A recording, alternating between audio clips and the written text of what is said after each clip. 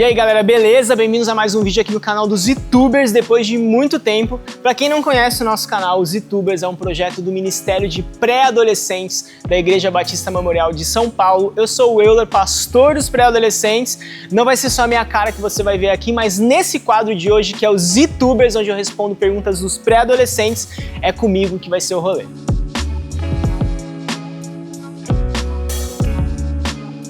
Bom, como eu falei, os Zitubers, a proposta é responder perguntas bíblicas ou aleatórias dos pré-adolescentes do nosso ministério e talvez seja a mesma dúvida que você tem. Mas, obviamente, você pode comentar aqui embaixo no nosso vídeo com dúvidas e perguntas que você tem e aí nos próximos vídeos pode ser que eu responda a sua pergunta, a sua dúvida. Eu fiz uma pesquisa com a minha galera aqui do Ministério de Pré-Adolescentes no final do ano passado sobre perguntas bíblicas. Na verdade, perguntas em geral, e eu quero responder algumas delas aqui com vocês. Bom, para começar, eu não sei de quem é a pergunta, então não vou citar. Por que Eva desobedeceu a Deus, sendo que ela morava em um lugar tão bom? Realmente, o Éden com certeza era um lugar maravilhoso, perfeito, porque não tinha pecado. Só que ela cai na conversa do diabo, que seduz ela e mostra uma beleza no fruto e na desobediência. A gente pode pensar, pô, mas era muito legal o jardim, mas é que o diabo plantou no coração de Eva de que ela poderia ser igual a Deus. Então o pecado dela não foi só desobedecer a Deus e pegar o fruto que não poderia, mas ela considerar que poderia ser igual a Deus, que foi o pecado que surgiu no diabo, e aí ele na conversinha ali enganou Eva, que também conversou com Adão, que também tem seu pecado, tá errado também, jogou conversinha em Adão e ele cedeu. Não foi pelas coisas boas ali do Éden, que não era isso que ia garantir que ela não pecasse. É a mesma coisa com a gente, velho. A gente sabe que Deus é bom, que Ele ama a gente, que uma vida com Ele vai ser com paz e alegria, assim, de acordo com as promessas bíblicas. Só que a gente ainda assim, por causa do nosso pecado, a gente escolhe fazer coisa errada. Então, a gente é igual a Eva, meu. O tempo passa, o tempo vem, a gente é igualzinho a Eva e também Adão. Bom, vamos seguir, com outras perguntas aqui. Perguntaram qual que é o meu versículo favorito. Então, como eu falei, aqui são perguntas aleatórias, eu vou responder todas. O meu versículo favorito está em 2 Coríntios 5,15. Nossa, eu falei que é o meu favorito, eu esqueci o que tem. Ele morreu por todos, para que todos aqueles que nele creram não vivam mais para si mesmos, para os que vivem... Nossa, mano, que tenso. Ele morreu por todos, para os que vivem, não vivam mais para si mesmos, mas para aquele que por eles morreu e ressuscitou. Isso foi tema num acampamento de 2015, que foi minha última temporada trabalhando no acampamento Palavra da Vida. E a exposição desse texto me marcou tanto que definiu minha filosofia, meu ideal de ministério, que é não viver para mim, mas viver por aquele que morreu por mim. Bom, vamos lá. Outra coisa aqui relacionada ao acampamento, inclusive, né? O Euler vai aprender a jogar bola quando? Foi humilhado no Acampa por mim.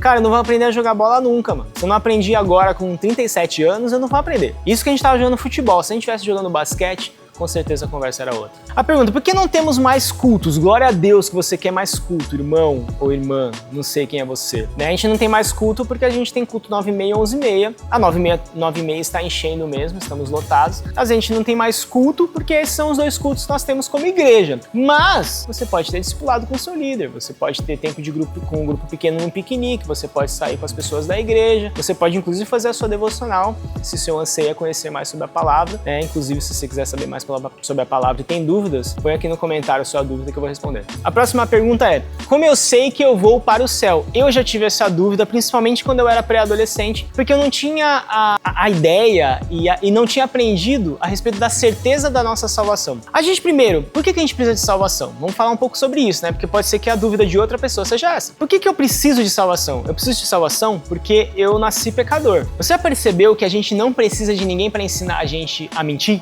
A gente simplesmente começa a mentir, a gente simplesmente começa a desobedecer aos nossos pais. Isso porque a gente tem pecado na gente. E a Bíblia diz que todos pecaram e estão longe de Deus. Então a gente está vivendo uma vida distante de Deus, que é aquele que pode nos dar satisfação de verdade para essa vida, além de nos ajudar a lidar com todos os sofrimentos que o pecado traz, porque o mundo não tá legal, né, gente? Tá bem difícil. E também fala que a consequência desse pecado é a morte. E não só a morte física, e por isso que a gente envelhece, por isso que tem câncer, por isso que tem doença, isso é consequência do pecado no mundo, na nossa realidade, mas também a morte eterna, que é a separação total de Deus, que é o que eu já citei antes. Então a gente precisa ser salvo disso, do nosso pecado. Você pode pensar, mas eu só menti uma vez com meus pais, eu desci só uma vez, eu não faço mais isso. Tudo bem, uma vez é suficiente, porque você infringiu uma lei eterna e cósmica de Deus. Então você está em dívida. Só que Deus quis mostrar o amor dele por nós, enviando alguém que paga esse preço no nosso lugar, que daí é Jesus. E aqui é o momento em que a gente pode ter essa certeza de que iremos para o céu.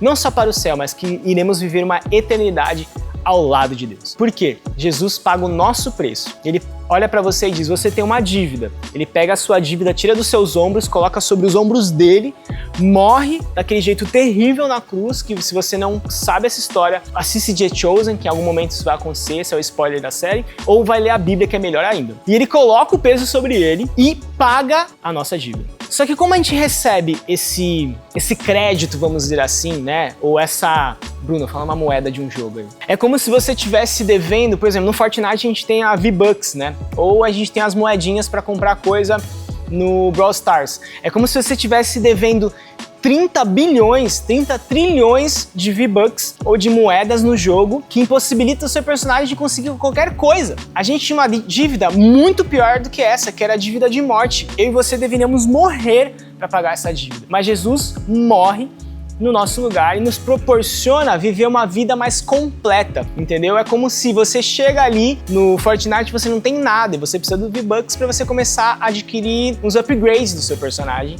ou para você também upar o seu personagem ali no Brawl Stars, você precisa de moeda, de alguns recursos. É como se a gente entrasse no jogo sem recurso nenhum, fadados à morte, a ser derrotados na vida. Só que Jesus faz o contrário. Ele paga o preço e nos proporciona a possibilidade de viver transformação. Só que quando ele faz isso, ele faz pela graça, não pelo que a gente pode fazer ou merece. Se a gente for pensar, na verdade a gente merece nada. A gente merece a morte, que é a consequência do pecado. Mas Jesus, por amor, ele paga o nosso preço e dá um cartãozinho pra você e diz, ó, isso é a garantia de que você tem os seus pecados pagos. Aí quando Deus olha pra você, ele não vê você e o seu erro, a sua falha. Ele vê Jesus que morreu no seu lugar. Mas você só pode ter essa certeza se você entrega a sua vida a Jesus. A Bíblia fala que o Espírito Santo vem como um selo de garantia de que a gente vai chegar no nosso destino. Sabe qual é o nosso destino? Não é só o céu, mas é uma eternidade ao lado de Deus, onde não tem choro, nem não tem dor, não tem câncer, não tem ansiedade, não tem síndrome de pânico, não tem nada de ruim que a gente vê nessa realidade caída por causa do pecado. E para viver isso, você precisa entregar a sua vida a Jesus.